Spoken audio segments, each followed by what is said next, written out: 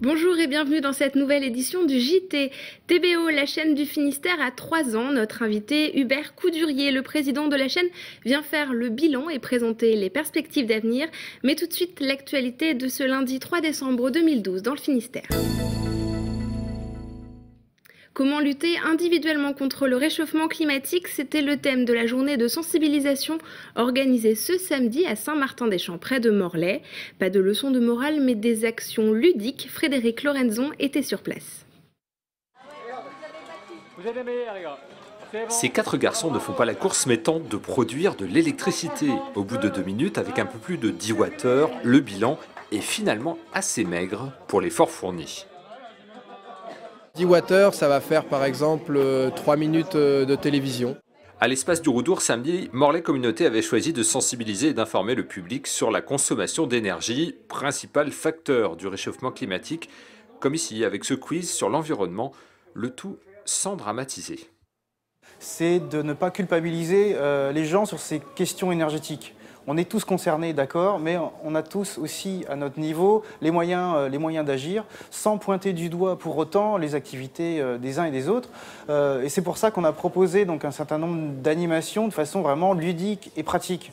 Le tout pour convaincre le public que nos habitudes locales peuvent avoir des répercussions sur le climat mondial.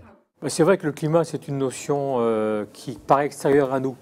Après tout, pour nous ici, un peu plus de pluie ou d'eau, ou de vent, ou de soleil, c'est pas très grave. Le problème, c'est que même nous ici, on agit. Enfin, en tout cas, on fait des dégâts. Donc, il faut qu'on agisse. Et agir pour limiter le réchauffement, c'était possible dès la sortie avec ce test de vélo électrique pour les déplacements quotidiens. Peut-être une solution pour le cycliste morlaisien, pas vraiment aidé par le relief de la ville. Et ce mardi se tient à Quimper une conférence départementale sur le thème énergie-climat. Le Fest-Noz, littéralement fête de nuit en breton, sera-t-il bientôt classé au patrimoine mondial de l'UNESCO? Réponse à la fin de cette semaine. L'association d'Astum a déposé un dossier afin que le Fest-Noz puisse intégrer le patrimoine culturel immatériel de l'UNESCO. Le Fest-Noz, c'est un bal où danse et musique bretonne se mélangent. Plusieurs centaines de Festounozes sont organisés chaque année en Bretagne, mais aussi dans d'autres régions de France. Elio est un petit garçon de 5 ans, lourdement handicapé, qui a besoin d'un accompagnement au quotidien. C'est ce quotidien que sa maman, Christelle Rémy, fait partager dans son livre, sorti en novembre. Elle a aussi fondé une association. Frédéric Lorenzon a rencontré Elio et ses parents à Brest. Comme chaque dimanche, Elio, 5 ans, retrouve sa maison. Handicapé moteur de naissance, le fils de Christelle et Pascal Rémy a subi un grave accident neurologique il y a 1 an et demi. Depuis, il passe la semaine dans un centre spécialisé à Brest, mais le dimanche, il retrouve ses parents pour la journée. Au programme, une séance de stimulation d'une demi-heure. Là, j'installe Elio pour une séance de neurofeedback. À terme, ça va entraîner des modifications dans le bon sens, donc au niveau du sommeil, de la communication, au niveau moteur. Les exercices de stimulation avaient permis à Elio de faire des progrès considérables depuis sa naissance. Mais le 29 mars 2011, le petit garçon a fait une grave crise d'épilepsie. Il fallait repartir de zéro. Pour surmonter ces épreuves, Christelle a décidé d'écrire. C'était un besoin à la base, de faire ressortir tout ce que j'avais au fond de moi. C'était un exutoire, une thérapie, une psychothérapie. Voilà, je ne voulais pas forcément embêter les gens avec mes problèmes, donc je me suis dit je vais le mettre sur le papier. Mais Christelle a aussi fondé l'association Les Petits Princes du Soleil. Alors l'association Petits Princes du Soleil est là pour aider les familles d'enfants handicapés à financer du matériel, des thérapies. On fait différentes manifestations dans l'année pour récolter de l'argent. On n'a que 8 enfants pour l'instant, mais la porte est ouverte aux autres familles. Voilà. Signe de la détermination des parents d'Elio face au handicap, l'association deviendra la semaine prochaine marraine officielle du centre de rééducation fonctionnelle Mathieu Donnard à Brest. Et Christelle Rémy sera en dédicace ce mercredi de 15 h à 18 h à l'espace culturel Leclerc de Kergaradec à Gouinouf. Rappelez-vous, le 30 novembre 2009, TBO débarquait dans le PAF, le paysage audiovisuel finistérien. Bonsoir à tous et bienvenue dans cette première édition du JT. Hubert Coudurier, bonjour. Bonjour. Vous êtes le président de TBO, la chaîne a 3 ans. Quel bilan tirez-vous de ces 3 années d'existence ? D'abord, rappelez-vous, il y a 3 ans, quand TBO s'est lancé, Télé Bretagne Ouest, c'était pas un pari absolument évident, puisque beaucoup de chaînes locales avaient déposé leur bilan, notamment Nantes 7, une chaîne à laquelle je suis associé, mais aussi la chaîne de Marseille. Toutes ces chaînes ont depuis été reprises. Et nous avons eu la bonne surprise de voir que l'audience avait doublé en 3 ans, pour atteindre aujourd'hui à peu près 100 000 auditeurs en audience cumulée par jour. Que sur le plan financier, nous tenions nos objectifs qui devraient nous mener à l'équilibre dans 2 ans. Et que TBO trouvait sa place dans le paysage audiovisuel breton, avec des figures maintenant connues, dont la vôtre, mais aussi beaucoup d'émissions nouvelles, et que l'identité bretonne s'exprimait bien à travers TBO. Quel était le point de départ, l'objectif en créant TBO ? D'abord, on avait sous-estimé la puissance de la TNT. Finalement, on a réussi à faire ce que TV Brez n'avait pas pu obtenir, c'est-à-dire une large audience. Et l'idée, c'était de faire une chaîne d'information grand public sur une zone qui est à peu près la zone de diffusion du journal Le Télégramme, qui d'ailleurs nous aide, puisque c'est d'abord notre actionnaire de référence.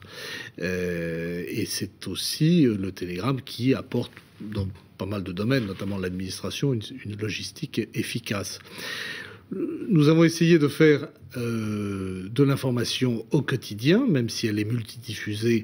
Il y a quand même 2 heures d'information fraîche par jour. Il y a ce JT que vous présentez, également un petit talk show qui est La Complète, qui est maintenant bien connu et qui est un soutien important de l'activité culturelle de la région. Nous avons créé des émissions. Olivier Clèche, notre très efficace directeur exécutif, a mis à l'antenne de nombreuses émissions, émissions sur la cuisine, émissions sur l'économie que présente Christophe Boucher. L'attachement des Finistériens a contribué au succès de la chaîne. Je pense qu'il y a un véritable atavisme breton qui porte cette chaîne et qui en fait aujourd'hui la première télévision locale de France. Et il y a aussi l'association avec nos télévisions partenaires et amis, que sont TVRN 35, maintenant Titélé qui vient de rejoindre le groupe, également Armor TV qui est sur le web et qui nous permet de financer la production régionale, d'avoir une case documentaire le jeudi soir. On a récemment vu des documentaires sur Charles Josselin et Franck Camas, mais il y en a eu beaucoup d'autres. Et la mise en commun de tous ces moyens, j'ai cité le Télégramme comme actionnaire de référence, mais nous avons aussi l'appui de toutes les grandes entreprises finistériennes, que ce soit Quai Guiner, que ce soit Salin Holidays, que ce soit la Britannie, Armor Luxe.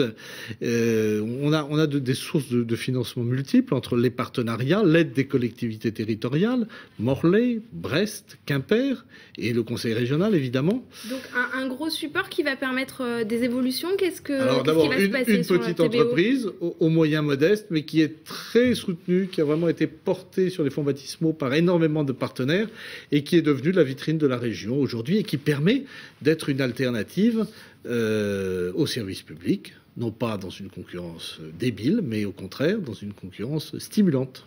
Alors qu'est-ce que les Finistériens vont pouvoir voir de nouveau ? Quelles sont les évolutions à venir pour la chaîne ? Il y a eu déjà beaucoup de choses nouvelles. Il y a une nouvelle émission sur la santé qui a été mise en place, qui est animée par Hervé Hugo. Il y a des tas d'autres projets, je ne veux pas en annoncer.